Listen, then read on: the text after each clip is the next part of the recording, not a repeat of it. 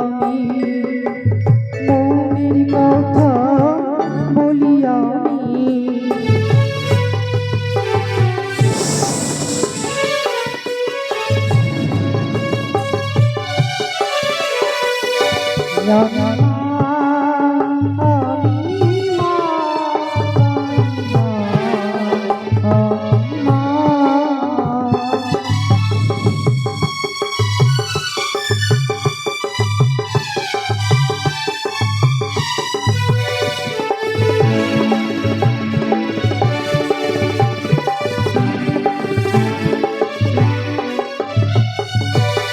হংসরথে চলিয়া মনের কথা বলিয়া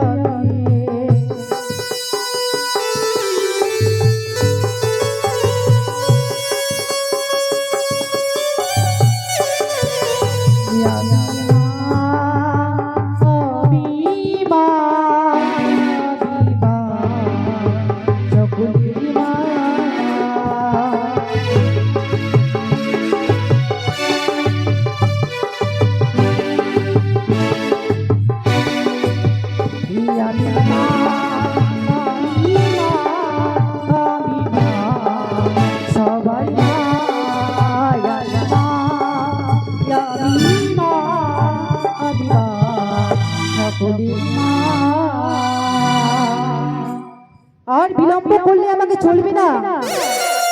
আমি তো দিদির কাছে বুদ্ধি দিয়েছি, দিদি বলেছে আমার পিতার কাছে যেতে, তাই তো আমি এখন পিতার কাছে যাব।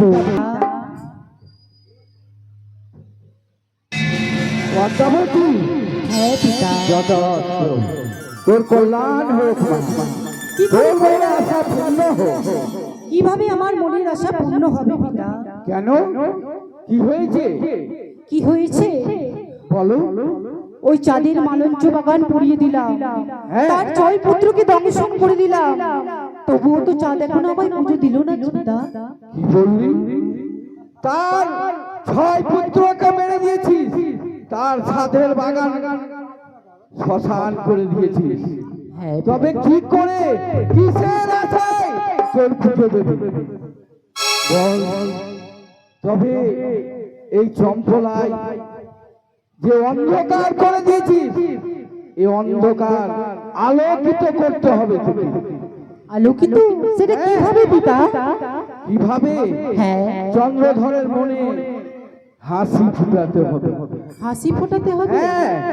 তুই এইমাত্র তুই দেব সভায় যা, সেইখানে দেব সভায় গিয়ে তোর ইন্দ্র দাদা আছে, সেইখানে তার কাছে প্রধান নর্তক নর্তকী উষা নৃত্য গীত করে, তাকে কলে কৌশলে তাকে তোকে এই মর্তধামে আনতে হবে।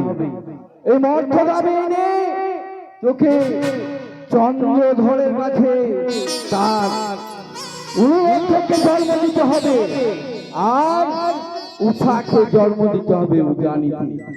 তবে এই চম্পলা আলোকিত হলে তোর চরণে চন্দ্রধর পুষ্পাঞ্জলি দেবে মা। তাই